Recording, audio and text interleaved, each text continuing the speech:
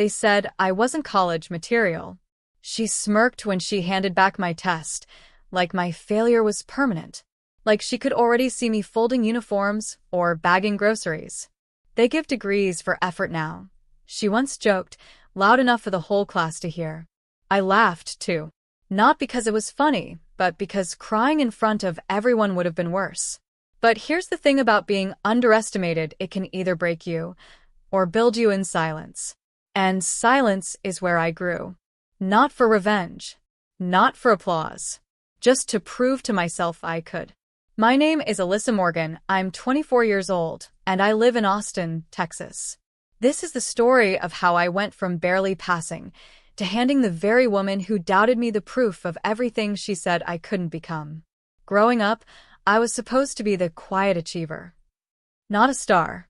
Not a prodigy. Just good enough. Get decent grades, go to college, graduate on time. The basic American blueprint. My parents, Mark and Diane, weren't pushy. They didn't hover. But they believed in the system. They believed if you followed the rules, everything would work out. And for a while I believed that too. I wanted to become a child psychologist. I imagined myself in a small office with bookshelves and soft lamps, helping kids talk through things that adults didn't notice. Maybe it came from being the easy child, the one who never made noise, even when things hurt. I thought if I could learn the science behind emotions, maybe I could give someone else what I never had the words to ask for. But high school changed everything. Freshman year was okay. I stayed under the radar, submitted my homework on time, and kept my head down. But sophomore year? That's when the cracks started showing. It wasn't one big thing, it was everything. My anxiety, which I never had a name for back then, got worse. I'd freeze in the middle of math tests. My chest would tighten in group presentations. I started having these moments where my brain just locked up, like a fog I couldn't explain. And then came Mrs. Hathaway. She taught 11th grade English. Sharp suits, tight blonde curls, and a voice that could slice through steel. She had this way of looking at students like she already knew who we were before we opened our mouths. And for some reason, she decided who I was on the very first week. She called on me once, early in the semester, asked me to analyze a passage from the Crucible. I froze. My heart was pounding, palms sweating, words caught in my throat. I don't know, I whispered. She smiled. Not a kind smile. The kind of smile that says exactly what I expected. Did you even read it, Alyssa? She asked, loud enough for the back of the room to hear. A few people snickered. That was the moment everything shifted. After that, I wasn't just anxious. I was terrified of her. Every assignment felt like a trap. Every essay came back with a red pen stabbing through it. Lacks depth. Do you even want to be here? This isn't college-level thinking. It was just English class, but it started bleeding into everything. My GPA dropped. My confidence was gone. I avoided raising my hand in any class, terrified that I'd fumble a word and get laughed at again. And slowly, teachers started seeing me the way she did. Lazy, disengaged, weak. Even my parents noticed the change. She's just tired, my mom would say to relatives at Thanksgiving. It's a phase, Dad added. Teenagers, right? But at night, I'd hear them whispering behind their bedroom door. Words like counseling and gap year floated through the vents. And then it happened. Midway through senior year, my school counselor called me in. We need to be realistic, Alyssa, she said gently, sliding a piece of paper toward me. Your current grades put you just at the edge of graduation requirements. Just at the edge. She didn't say I couldn't graduate, but she didn't say I would, either. I went home that night and sat on the edge of my bed, staring at the ceiling. I thought about the version of me that once believed I'd help others through their darkness. The version that wanted to sit in a softly lit office and change lives. That girl felt like a ghost. 1 week later, during parent-teacher conferences, my mom came home quiet. She didn't say much, just placed her purse on the table, sighed, and whispered, maybe college isn't for everyone. That was it. No breakdown. No intervention. Just a quiet acceptance that I wasn't going to make it. That week, I started skipping class. What was the point? I stopped turning in homework. My inbox filled with unread assignments. I'd sit in the school library, earphones in, staring out the window pretending I was somewhere else. I just wanted to vanish without a scene. And yet, no one stopped me. Not a teacher. Not a friend. Not even Mrs. Hathaway. It was like I was already gone. Then came the final blow. It was spring. I had just barely managed to submit a late essay for English, some forced analysis of Hamlet that I poured my last ounce of energy into. I handed it in with trembling hands. The next week, she gave it back without looking at me. There was no grade. Just one note scrawled at the top. You're not cut out for academic life. Maybe focus on something simpler. That line haunted me for months. I didn't graduate with my class. I walked across no stage. There were no cap and gown photos, no balloons, no parties. Just silence. And when people asked about me, my family would respond with that same line I heard 100 times. She's just taking a break. A break. As if I had some grand plan. As if I hadn't completely fallen apart. They didn't talk about it. I didn't either. Shame has a way of sealing your lips. The months that followed were blurry. I worked at a bookstore for minimum wage. Woke up late. Slept too much. Avoided social media. Every photo of classmates in their dorm rooms, on campus lawns, smiling in sweatshirts with university logos. It felt like a punch to the gut. But the worst part wasn't missing out. It was that no one seemed surprised. No one seemed shocked that Alyssa Morgan, quiet, anxious Alyssa, had failed. They'd already written that ending. And I let them.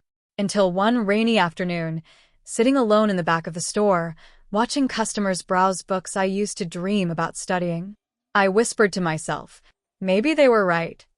That was my rock bottom. But rock bottom is a strange place. It's the only place where you're completely alone with your own voice. And for the first time in a long time, I started to wonder, what if I stopped proving everyone wrong and just started proving myself right? It wasn't dramatic. There was no movie montage, no inspiring music. Just small, quiet decisions. A community college catalog someone left on the bookstore counter. A late-night Google search. How to go back to school after failing. An online forum where strangers told their stories. And the smallest flicker of something I hadn't felt in years. Hope. The community college was exactly 27 minutes away from my apartment. I know because I timed it. Twice. I didn't tell anyone I enrolled. Not my parents, not my old classmates. It wasn't out of shame this time. It was because this part of my life was mine. And I wasn't ready for anyone else to touch it yet. I chose Intro to Psychology as my first class. Just one course. No pressure. No heavy credit load. I figured if I failed again, at least no one would know. But I didn't fail. In fact, I liked it. The classroom was smaller, the professor younger and softer spoken than I expected. Her name was Dr. Kamari Hill, and she didn't look at us like we were problems to solve. She looked at us like people she still believed in. She started every class with a quote. The first one I ever heard from her was, "The wound is the place where the light enters you." Rumi. That day, something inside me cracked open. Not all at once, but enough for a sliver of light to leak through. I started sitting in the front row. Not because I was confident, but because I knew if I sat at the back, I might slip into invisibility again. And I couldn't let that happen. I still struggled. Anxiety doesn't vanish just because the room is smaller or the teacher is kinder. But this time, when I stumbled over a sentence, Dr. Hill waited. She didn't interrupt. She didn't sigh. She didn't smirk. She waited. And when I finally got through my thought, she said, "Thank you for that. That was brave." Brave. Not smart. Not impressive. Brave. That word did something to me. I began building a new routine. Early morning study sessions at the library. Using flashcards while I brewed coffee. Volunteering as a note-taker for another student with disabilities because it made me feel useful. I didn't tell anyone how hard it was to get out of bed some mornings. I didn't tell them about the panic attacks I still had before exams. But I also didn't tell them about the small wins. The 93% I got on my midterm. The email Dr. Hill sent with the subject line, "Fantastic progress, Alyssa." The first time I led a group discussion and didn't stutter once. They weren't headlines, but they mattered. Outside of class, I took a part-time job at a local community center. Nothing glamorous, just basic help with after-school programs. But one afternoon, the director approached me and asked if I'd be willing to teach a basic computer skills class for seniors. At first, I laughed. "I can barely fix my own Wi-Fi," I said. She smiled. "You know how to explain things slowly. That's what they need." And so I said yes. The first day of class, 5 people showed up, all over the age of 60, all holding their phones upside down.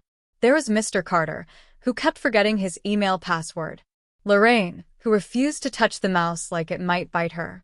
And Ms. Eleanor, who whispered, "This machine hates me," every time her screen froze. At first, I thought it was going to be a disaster.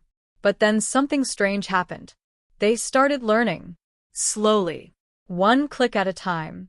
And they started laughing, asking questions, taking notes in spiral-bound notebooks with shaky hands.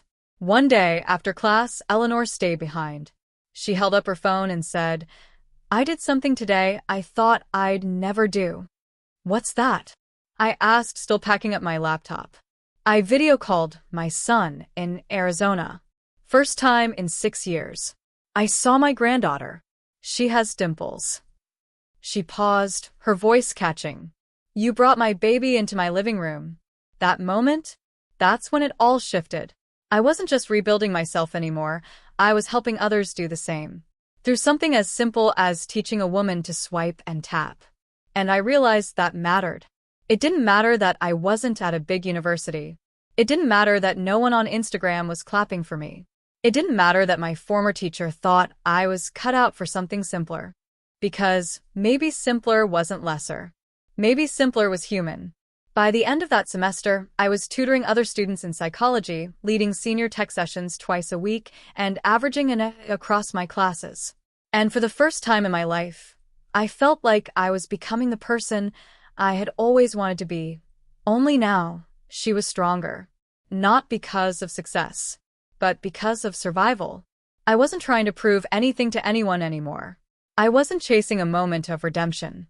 I was just waking up every day, making choices that honored the version of me that Mrs. Hathaway tried to erase. One quiet victory at a time. The semester I completed 15 credit hours with a 3.8 GPA. No one clapped. There were no balloons. No dinner. No card waiting on the kitchen table that said, "We're proud of you." My parents didn't even ask what classes I took. By then, I had moved back in with them to save on rent. Our house was quiet, peaceful, but emotionally distant. We spoke in logistics. Rent, groceries, dishes. Never about school. Never about dreams. That subject felt off limits, like the family sore spot we all silently agreed to ignore. Sometimes I wondered if they even remembered I had gone back. But I was moving forward, faster than I expected. After 2 years at community college, I got accepted into a state university to complete my bachelor's degree. Transferring in as a junior, I was already ahead of schedule. I remember opening the acceptance letter in the driveway, engine running, sun glaring off the paper. I just sat there, staring at the words. Not crying, not cheering, just processing. I walked inside, held the letter in my hands, and said to my dad, "I got in." He looked up from the newspaper and said, "That's good. That's good." I nodded and went to my room. I taped the letter on the wall, not for motivation, but as proof to myself that it really happened. The university was bigger, louder. It reminded me of everything I once believed I wasn't made for. But this time, I felt ready. I majored in psychology and picked up a minor in human development. I signed up for more leadership roles, tutoring, peer mentoring, and even working part-time at the Student Success Center. On weekends, I continued my tech classes for seniors. By then, it had grown from 5 people to over 60. I'd created a printed workbook, added video tutorials, and even launched a small website called Digital Roots, free access, no ads. We were averaging 1,200 senior users per month by the end of that year. Some of them were teaching their friends. Others were emailing their grandkids. I once got a handwritten letter in the mail from a 78-year-old woman named Patricia that read, "Dear Alyssa, you taught me more than the internet. You made me feel human again." I still keep that letter in a shoebox under my bed. But here's the strange part. The more I accomplished, the more invisible I seemed at home. It wasn't that they didn't care, they just didn't understand. To them, I was still the girl who missed graduation. The girl who nearly flunked out. The one who took a break. When I told my mom about the seniors learning Zoom for the first time, she smiled and said, "Ah, that's cute." When I showed my brother the Digital Roots website, he squinted at it and said, "So you're like a tech coach now?" When I mentioned my final research project on childhood trauma in under-resourced communities, my aunt asked if I was going to be one of those therapists who blame everything on parents. They didn't mean to be cruel, but sometimes indifference cuts deeper than insults. It was like they had locked me in a box labeled failure, and no matter how much I screamed or changed or grew, they couldn't hear me from inside it. I still remember sitting at the dinner table one night, telling my dad about a psychology professor who'd invited me to co-author a paper. He barely looked up from his food and said, "How much does that pay?" I stared at my plate, my appetite gone. I wanted to scream, "It's not about money. It's about meaning." But I didn't. Because I was tired. Tired of trying to impress people who already decided I wasn't impressive. So I turned inward. I journaled. I studied. I worked. I stopped waiting for applause. And somewhere in that silence, I started building a foundation that didn't rely on approval. I got certified in trauma-informed care. Started volunteering at a youth crisis hotline. Completed my degree with honors. Graduated magna cum laude. Still, no one asked for graduation photos. No party. No cake. No, we were wrong about you. And yet I was okay with it. Because my validation no longer came from them. It came from a grandmother who called me her angel after reconnecting with her estranged son. It came from a college freshman I mentored who told me, "You're the first person who made me feel smart." It came from me. Every time I looked in the mirror and whispered, "You did it." I had rebuilt my life from the rubble of one teacher's cruelty. And while the world still saw me as invisible, I saw myself clearer than ever before. Graduation morning was unlike anything I had ever experienced. The gown felt like armor. The cap felt like a crown. And the weight of the degree I was about to receive, it wasn't paper. It was proof. Proof that all those sleepless nights, all the breakdowns, all the silent battles I fought when no one was watching mattered. I had invited my mom, my little brother Jacob, and even a few of my old high school friends who stuck around. But there was one person I hadn't told. Ms. Patterson. I knew she still taught at Ridgeview High. Still grading papers. Still using that same dry sarcasm, like it was a weapon. And for some reason, I needed her to see it. Not out of spite, but something deeper. Maybe I needed to heal that part of me that still saw myself through her eyes. So, after the ceremony, I did something bold. I walked straight back into Ridgeview High. Same squeaky tiles. Same trophy cases. The same smell of old textbooks and worn-out dreams. When I knocked on the door of room 104, her classroom, I wasn't even sure what I'd say. What could I say? She looked up from her desk, pen in hand, grading something. Her hair was still that same silver gray, tight bun. Her eyes hadn't changed. Sharp, dismissive. She stared at me for a moment, clearly trying to place my face.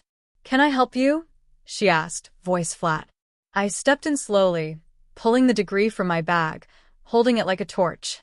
"Hi, Ms. Patterson. I don't know if you remember me. Alyssa Morgan.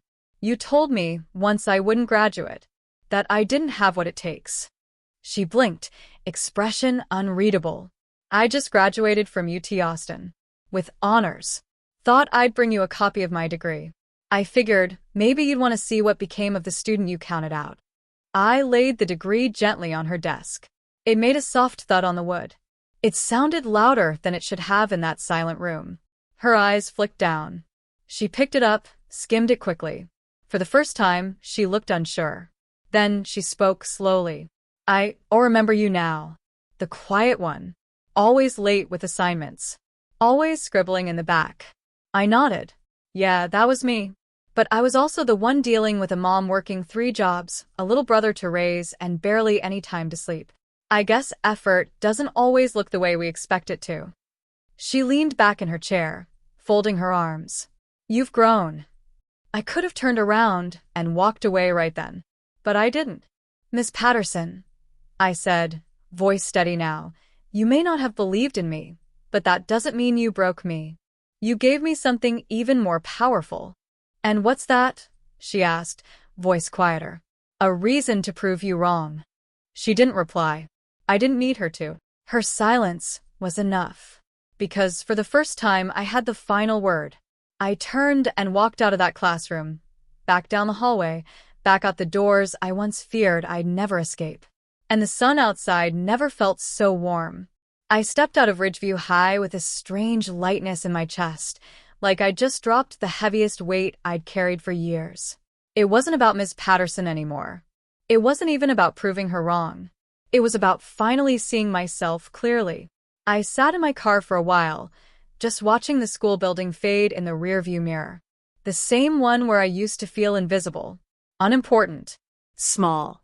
Now I saw it for what it really was, just a place. Not a prison. Not a prophecy. Just bricks, mortar, and memories. Back home, my little brother Jacob ran to the door in his oversized UT hoodie, the same one I got him from campus. He hugged me like I was a hero, like I'd returned from war. In a way, I had.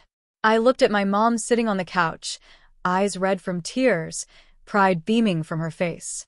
She'd been my real teacher all along, the one who never gave up on me even when I was falling apart. I'm proud of you, baby, she whispered, holding my hand. You didn't let anyone define your worth. And that's when it hit me. So much of my life had been shaped by one sentence. One dismissive comment from someone who didn't know the battles I was fighting. But I had taken that pain and turned it into fuel. There's power in reclaiming your narrative, in not letting someone else write your ending. I started tutoring kids in my neighborhood after graduation, kids who, like me, had big dreams and low grades. Kids who'd been told they'd never amount to much. I told them my story. I told them that falling behind doesn't mean falling forever. That late bloomers still bloom. And when I handed them their own certificates of achievement, I saw something in their eyes I never saw in mine back then. Belief. Miss Patterson may never apologize. And that's okay. Because I no longer needed it. Some apologies come in the form of silence. Some come in the way you grow beyond needing them. And some come when you hand your degree to the very person who said you'd never earn it. I didn't want revenge. I wanted redemption. And I got it. The past may have shaped me, but it didn't get to finish me. That part was mine. Always.